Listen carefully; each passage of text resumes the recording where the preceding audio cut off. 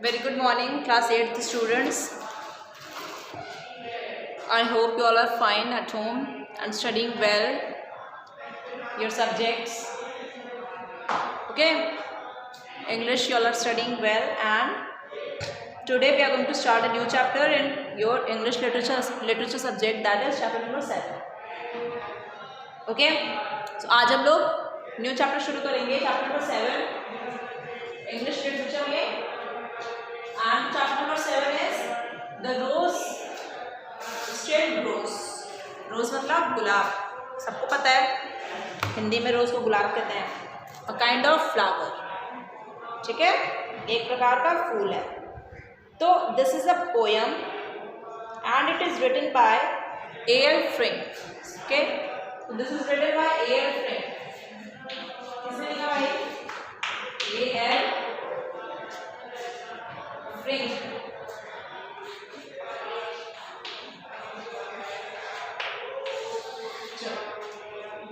Poems are always very interesting. Poems क्या होती हैं? कविताएं अपने आप में बहुत ही अच्छी होती हैं, क्रिएटिव होती हैं ना, आपके दिमाग को रचनात्मक बनाती हैं, वेरी इनोवेटिव बनाती हैं. इनोवेटिव मतलब क्या होता है? रचनात्मक. Write down innovative. इनोवेटिव मतलब creative.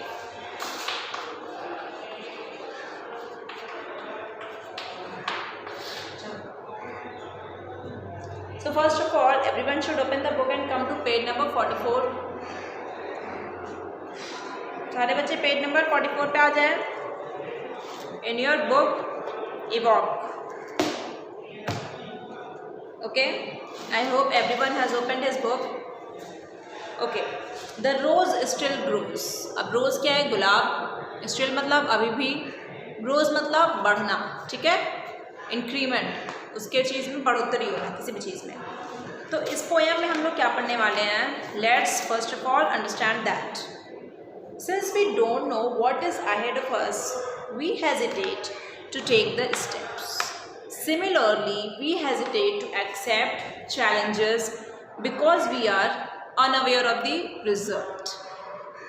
But this poem will help us overcome our fears and inspire us to embrace challenges in life. देखो, since we don't know what is ahead of us, क्या होता है? हमें पता ही नहीं होता है कि हमारी ज़िंदगी में आगे क्या होने वाला है ना? We don't know anything about our future. So we hesitate to take steps. तो हमारे अंदर हिचकिचाहट रहती है. हेजिटेशन मतलब क्या होना? हिचकिचाहट होना कि हम किस प्रकार से स्टेप आगे उठाएं. ठीक है, आपको पता नहीं है आपकी लाइफ में आगे क्या होने वाला है, तो आप क्या हो? हिचकिचा रहे हो स्टेप्स लेने से. Similarly we hesitate to accept challenges. उसी प्रकार से हम लोग चैलेंजेस को भी एक्सेप्ट करने में हिचकिचाते हैं.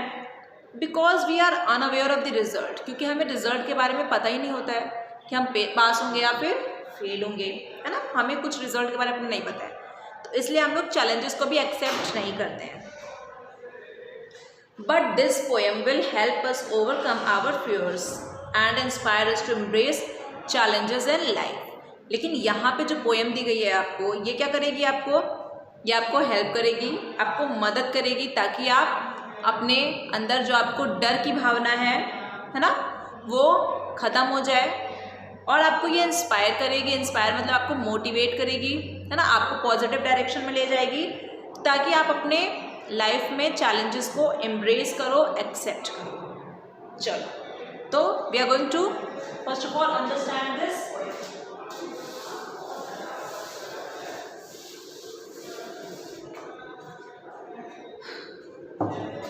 Near a shady wall a rose once grew, budded and blossomed in God's free light, watered and fed by morning dew, shedding its sweetness day and night.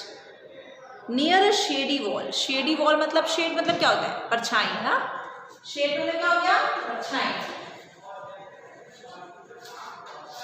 Shade मतलब not exactly like shadow, but क्या होता है? उसके अंदर आप बैठ सकते हो, वो आपको सन रेज में से आने से आपको रोकेगा. ठीक है, तो नियर अ शेडी वॉल, एक शेडी वॉल है, वहाँ पे क्या हुआ? एक गुलाब क्या होने लगा? बढ़ने लगा. budded and blossomed in God's free light. अब भगवान की फ्री लाइट क्या है? सूर्य. Sun is the form of heat and light, you all know, you all study this in your science subject. तो भगवान की जो लाइट है, फ्री लाइट है, वो क्या है, इन द फॉर्म ऑफ सन। तो सूर्य की रोशनी में पौधा क्या हो रहा है, ग्रो कर रहा है, उग रहा है, ठीक है। ब्लड एंड ब्लॉसम्ड, ब्लॉसम मतलब क्या होता है, डेवलप्ड इन अ हेल्थी वे, ठीक है, बहुत अच्छे से वो प्रॉस्पर कर रहा है। Watered and fed by morning due, और उसको पानी कहाँ से मिल रहा है, मॉर्निंग ड्यू, सुबह सुबह जो ओस की बूंदें होती हैं, पत्तियों पे पड़ी हुई होती हैं, उन्हीं से उनका वो वहीं से अपना पानी ले रही हैं। Shedding its sweetness day and night, और वो इतना स्वीट लग रहा है ना रोज़, तो वो अपनी स्वीटनेस दिखा रहा है दिन में भी रात में भी। क्यों, क्योंकि उसको क्या मिल रहा है, उसको पानी भी मिल रहा है भगवान की तरफ से in the form of dew, and उसे लाइट भी मिल रहा है in the form of sunlight. As it grew and blossomed fair and tall, slowly rising to loftier height, it came to a crevice in the wall through which there shone a beam of light. As it grew, जैसे जैसे वो बढ़ रहा है, and blossomed fair and tall, और वो बहुत ही खूबसूरत और लंबा होते जा रहा है पौधा, है ना, चढ़ेगा पौधा तो वो क्या होगा, ऊंचाई पे जाएगा, हाइट पे जाएगा तो लंबा हो जाएगा। फेयर मतलब बहुत और खूबसूरत होते जा रहा है। Slowly rising to loftier height, loftier मतलब चलो टावरिंग, लॉफ्टी मतलब होता है घमंडी होता है, लेकिन यहाँ पे हाइट को लॉफ्टियर मतलब जो हाइट है ऊंचाई के लिए बता रहा है। तो धीरे धीरे वो ऊंचाई पे बढ़ रहा है, हाइट पे, वॉल के सहारे। It came to a crevice in the wall, अब क्रेवाइस मतलब क्या होता है, अ नैरो ओपनिंग और होल इन अ वॉल, ठीक है, एक छेद, ठीक है, होल हो गया आपके वॉल में, तो वहाँ पे वो आ जाता है, बढ़ते बढ़ते उस होल के पास, दीवार के होल के पास वो आ गया। It came to a crevice in the wall, crevice मतलब होल हो गया। Through which there shone a beam of light, जहाँ से उस होल में से, उस छेद में से क्या हो रही है, सूर्य की रोशनी आ रही थी। Onward it crept with added strength, with never a thought of fear or pride. It followed the light through the crevice's length and unfolded itself on the other side.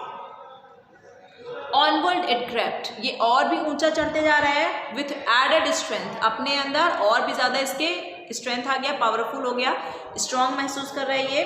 With never a thought of fear और pride, इसके अंदर बिल्कुल भी डर नहीं है कि जो दीवार है वो हमें उगने नहीं देगा, बढ़ने नहीं देगा। ये अपने अंदर इतना ज़्यादा ये मोटिवेटेड है रोज़, ये इतना ज़्यादा इसको अपने अंदर कॉन्फिडेंस है कि ये बढ़ता चला जा रहा है, और ना ही इसके में घमंड है। प्राइड मतलब क्या होता है, घमंड, ये बढ़ रहा है तो इसके अंदर घमंड भी नहीं है कि हम बढ़े जा रहे हैं।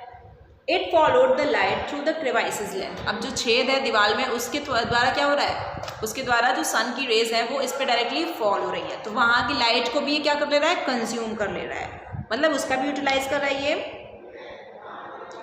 And unfolded itself on the other side, और उसका अदर साइड से क्या हो रहा है, एक तरफ से तो उसको रोशनी मिल रही है और अदर साइड से क्या है, दीवार से उसको छाया मिल रहा है। The light, the due, the broadening view were found the same as they were before, and it lost itself in beauty's new, breathing its fragrance more and more. समझ रहे हो कितनी इंटरेस्टिंग पोएम है।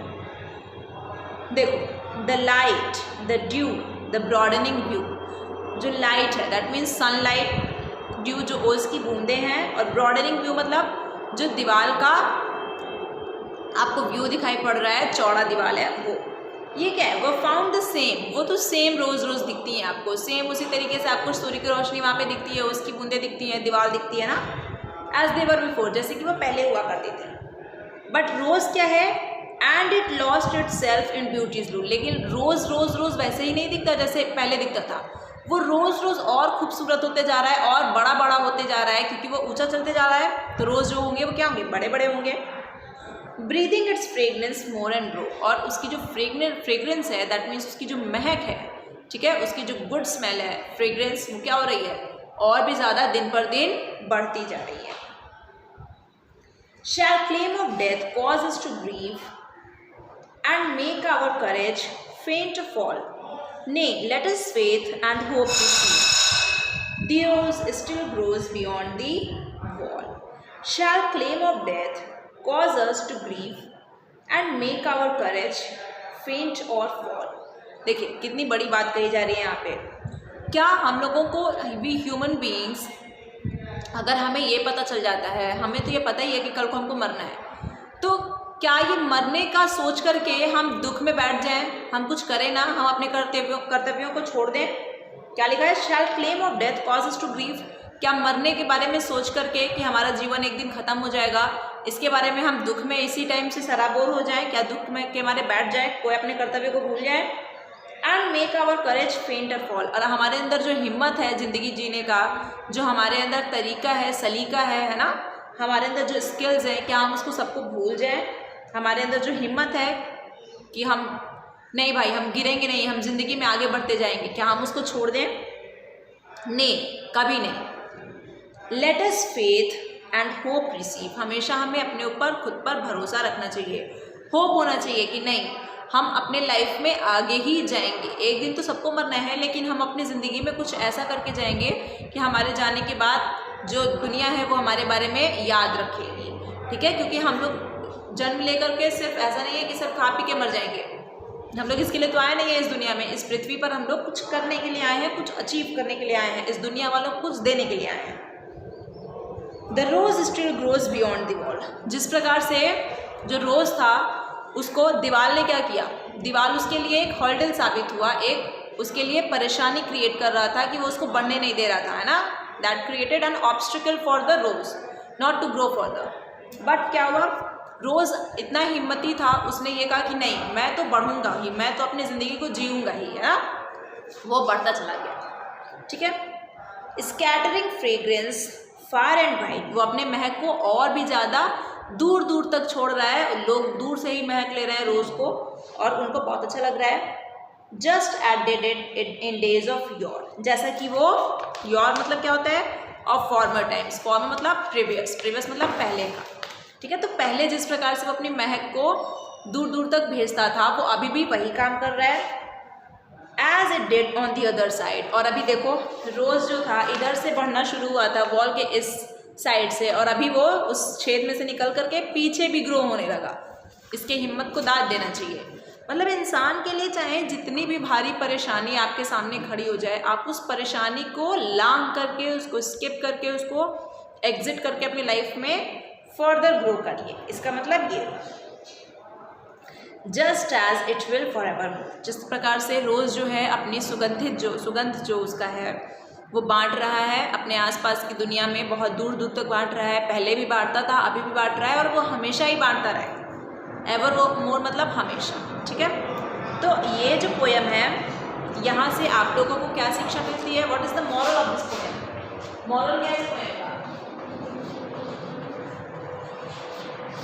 ठीक है। मॉरल क्या है कि besides the difficulties we face in our life, ठीक है, चाहे जितनी भी परेशानियों का हम सामना कर लें अपनी ज़िंदगी में, we should never stop growing. हम लोगों को आगे बढ़ने के बारे में कभी भी ये हमारे दिमाग में नहीं आना चाहिए कि हाँ, हमारी ज़िंदगी यहाँ पे ख़त्म हो गई, अब हम आगे नहीं बढ़ सकते हैं, ठीक है। हमारे सामने चाहे जितने भी फेलियर्स आएँ, चाहे जितनी भी प्रॉब्लम्स क्रिएट हों, चाहे हमें कोई भी कितना भी डीमोटिवेट करे, हतोत्साहित करे, हमें अपने दिमाग में हमेशा ये बनाना है कि नहीं, एक टाइम क्या होता है, हम अपने लाइफ में बहुत कुछ अचीव कर सकते हैं, बहुत कुछ अकॉम्प्लिश कर सकते हैं। क्या होता है, रात होती है तो फिर क्या होता है, नेक्स्ट डे सुबह भी होती है। दैट मीन्स अगर आपकी लाइफ में डार्कनेस आ रहा है, आपकी लाइफ में प्रॉब्लम्स आ रही हैं, तो नेक्स्ट डे क्या होगा, आप नेक्स्ट बहुत और ज़्यादा एनर्जी के साथ अपने लाइफ में आगे बढ़िए, और and then there will be sunlight in your life also. That means there will be very good kind of